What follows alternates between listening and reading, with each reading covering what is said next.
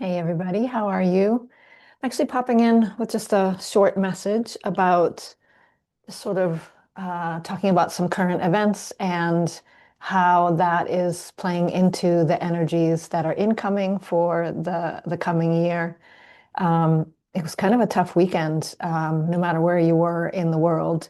I'm in Massachusetts, which is just right over the border from where Brown University is located, which is where there was a school shooting, and there were some deaths and injuries involved in that. And on the other side of the world, in Australia, there was the Bondi Beach incident. I have a lot of friends over in Australia, and so, my heart definitely goes out to people on both sides of the world. And then we had a pretty high profile death of some celebrities with the Reiners being murdered by their son, unfortunately. And I just want to talk about this a little bit. I also got a message this morning. I was kind of texting back and forth with some friends, and one of my friends just sort of, admitted that they're in the middle of some paperwork that's overwhelming, thinking about the world events and what's going on around us, and also, preparing for, college applications and other things, like lots of immediate family items that are very overwhelming, as well as on top of it, the world events that are going on. And she was in very deep overwhelm. And I think there's a couple things that I want to say about this. It's it's uh, it's unsettling, it's overwhelming, it's tragic, and it is emotional. And but what I want to say is, to me, this feels a little bit like a dose of the year of the horse ahead of time. I've been talking in a lot of recent videos about the incoming year of the fire horse. That is, on the good side, the year of the horse is very bold. It's full of courage. It's full of passion and energy. It's very fast moving. So it's almost like a lot of the things that you've been waiting to have the energy and the courage to do and the momentum to do, it kind of all lines up if you are in alignment, and the horse will lead you there to where you've been trying to get to, or the things that you've been wanting to manifest. That's the good side of the horse. On the flip side, the horse, the fire energy of the horse can be very explosive, very violent. That passion can tip over to the extremes. And this year in particular, this coming year in particular, we have the fire horse, and we are also in a period 9, which is ruled by the fire element. That is double fire, like a fire amplification. So, incoming energies are like I hate to say, getting used to that explosiveness of things, or the unexpected happening, or the violent nature of things, whether that be the weather or politics, or just your family being more tense. That's kind of everything responding to the way that the energies are shifting and flowing and changing in this coming year. And I think it's really important to take care of a few things now before it gets really intense, so that you're able to navigate these energies as they come. Not to say that, I mean, obviously, we don't want those crazy situations to keep happening. We want to calm all of that down. But as as an individual, you can manage your own energy, which ultimately helps manage, that radiates out and helps manage the collective in many ways. So what you can do to shore up your own energy and keep yourself stable through these overwhelming things that might come in rapid fire in the coming year, will help you, and it will help direct you towards more of the, jumping on the horse and riding it towards the opportunities that you want, and less towards overwhelm and really kind of burning out because of the intensity of things that are happening. And so I have a short list of some things that you should pay attention to. And I think that this will help if you can kind of prioritize these things, especially in the coming weeks, to set yourself up so that you are in a strong energetic position as we head into a more intense year. It will really benefit you, and I think it will benefit the people around you and your family and your loved ones and your business, and your community. And I believe in the effect of energy rippling out. And so if we can all keep ourselves nourished and calm despite the chaos, and centered, so we know how we want to respond to these types of situations, it really can make a difference. So the first thing I would say is like, and this is what I said to my friend this morning, like extreme self-care. Like take some time to do a little bit of, um, do some breath work, do some EFT tapping. These are my go-tos. Grab your notebook and journal about your feelings, like rather than holding it in and letting it, kind of amplify and multiply and create that overwhelm. Get it out onto the page and take its power away a little bit. Um, if you are able in the coming year to stay grounded with daily self-care or mindset practices and having clear boundaries around what you need to have boundaries around, it will really serve you to be able to um, take care of yourself and help you navigate this fast-paced energy, which may not all be, sunshine and roses types of news. So, give yourself that gift, whether you need to create a daily practice or just kind of shore up the practice that you have in place. It will really serve you well to have that moment of grounding and centering on a daily basis, maybe a few times a day, as things intensify. So, number one, prioritize your self-care. Number two, strengthen your systems.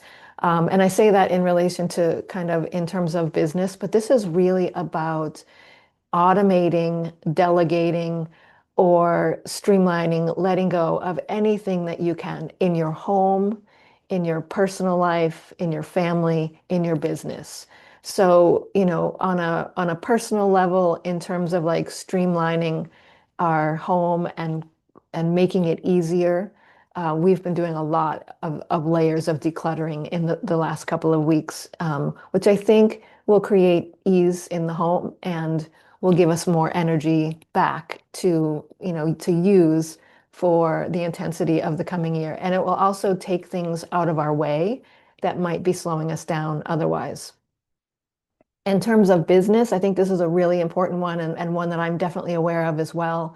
If you are aware that there are, client systems or booking systems or calendar systems or payment systems that are tedious and overwhelming and not very efficient, see what pieces of your business you can automate or that you can delegate so that you are really focusing your energy where it needs to be focused.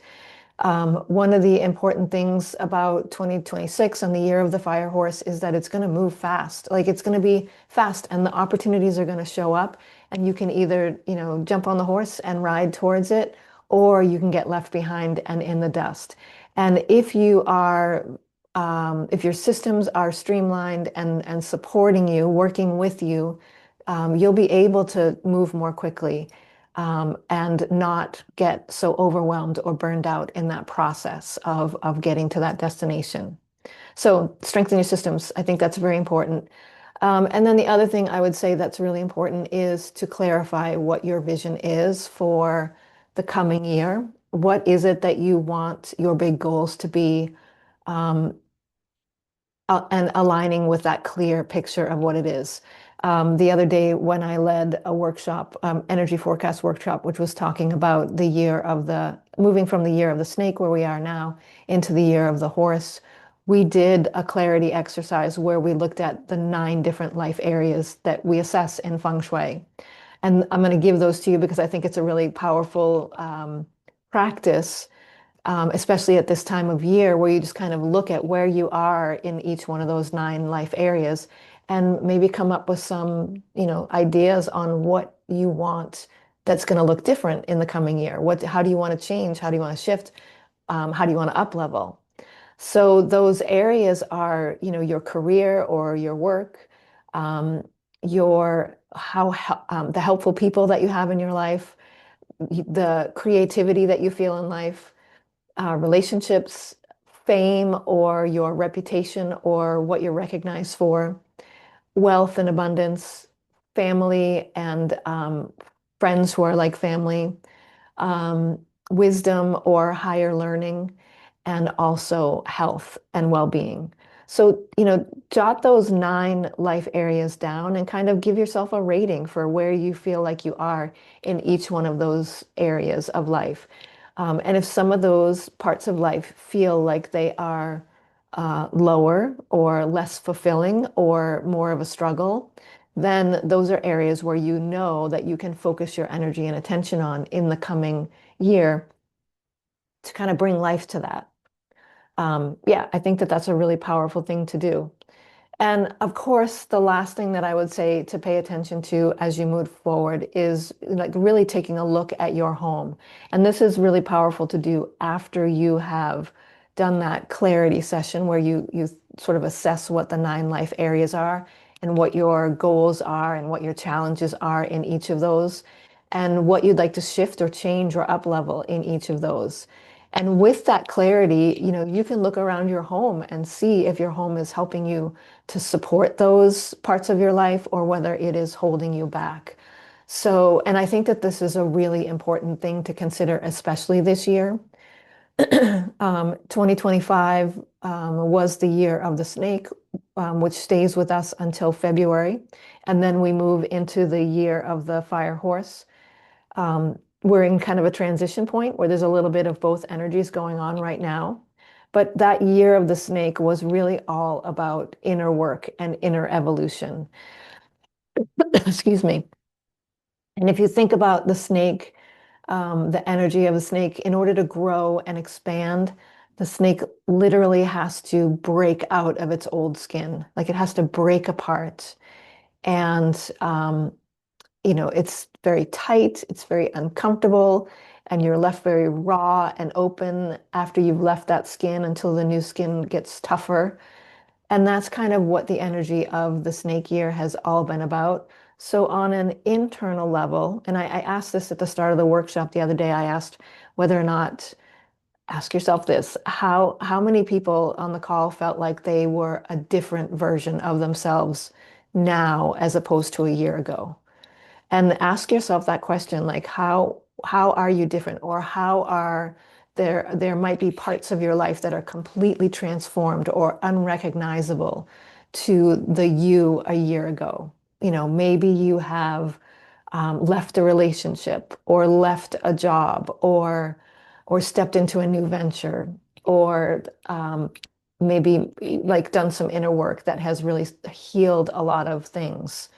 So, on an inner level, you are likely a different person than you were a long time ago, a year ago, because you have done that inner work and you've done that shedding of the old skin, which includes things like old stories about yourself, old belief systems.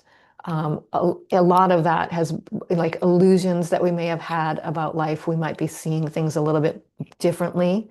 And that's all about that, shedding the old skin type of energy of the snake. So there's been a lot of inner transformation during the year of the snake. And the other question that I asked during the workshop last week was, has your home evolved also? So you're a different person. Has your environment changed too? And the reason why that's so important is because your environment, the home that you're in, the business space that you work in, is an energetic extension of you. And so if you've changed, but your environment hasn't changed, it's going to keep pulling you out of alignment. So maybe during that year of transformation, during the year of the snake, you quit some old habits, or you let go of some belief systems, or have been working on that process of really stepping in and embodying level of understanding about yourself or some situation that you're in. But what will happen if your environment hasn't shifted too is that it will kind of keep pulling you back into that old energy, that old pattern. So when you are ready to like leap on the horse and go forward because you thought you've done all that letting go and lightening your load, your home can actually hold you back.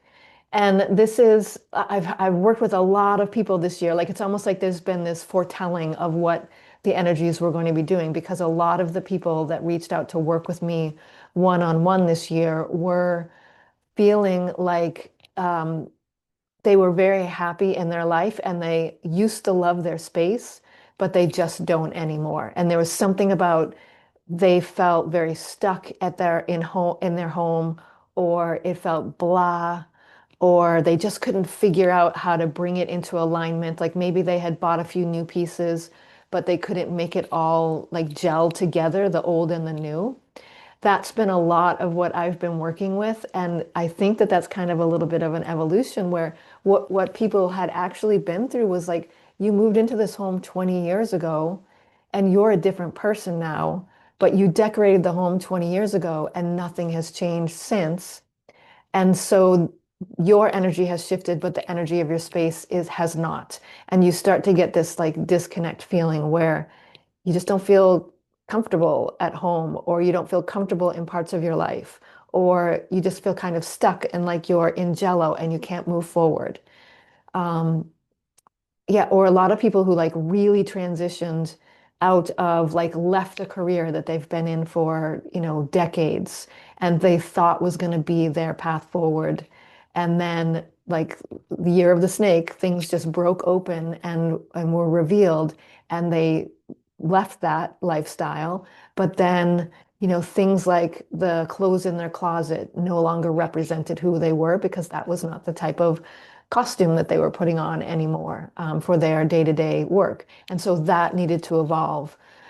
Um, in situations where it wasn't evolving, the clients would actually get emotional or held up. Like, I mean, they could literally walk into their closet and be really stuck on what to put together for an outfit for that day because there was so much of their identity that was in their clothes that were in the closet that were related to the past identity they had with their past career. And every time they walked into that closet, they were kind of getting pulled back into that state of confusion, that state of worry or overwhelm about what the next steps were. And that lack of confidence about being able to head into the next evolution of themselves.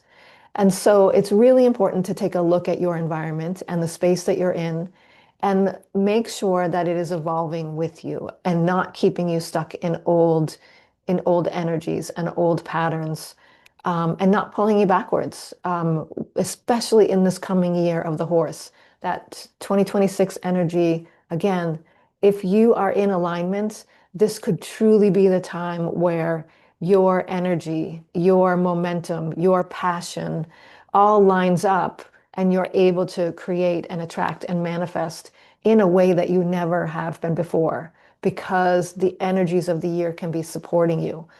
But again, that's if you're in alignment with it. So if you do these self-care practices, if you simplify your systems or your routines, and if you are clear on what your vision is for the coming year, and if you align the energies of your environment so that it's working with you and not holding you back, you will really be able to jump on that forward momentum as it moves forward. So yeah, it's been a little bit of a rough weekend. I know people are very emotional. People get emotional anyway over the holidays. Like I would give you these same 4 tips about, if those tragedies hadn't have happened this past weekend, and we were just talking about the holiday overwhelm and having family come into town and having all the emotions of, family gatherings kick in. Like all of that is also emotional and overwhelming. And so these would be the same, types of suggestions that I would give you to help you navigate through that, just the typical holiday overwhelm. This will help you get through that. But on a higher level, I think that we're going to see a lot more intensity with the way things unfold, whether that be on a personal, family, business level, or on a career level, and also on like worldwide levels in the coming year. So again, it's all transformation leading us exactly to where we need to be on a personal level and on a community level. But it's hard to navigate through, and these steps will really help you. If I can support you with the home side of things or with your workspace, please reach out to me. I am booking into quarter 1 of next year now. There are links in the bio about, or in the description of this video about how to connect with me about working together one-on-one. So, yeah, take good care of yourself. Make yourself the #1 priority and make simplifying and getting clear your focus over the next couple of weeks. It will really serve you well to head into the new year with that self-care, that simplification, and that clarity in your belt or in your back pocket. And then, of course, like look at your home, look at the energy of your home, and make sure it's supporting you as well. That's all, everybody. Thanks so much for listening, and I will talk to you soon. Take care.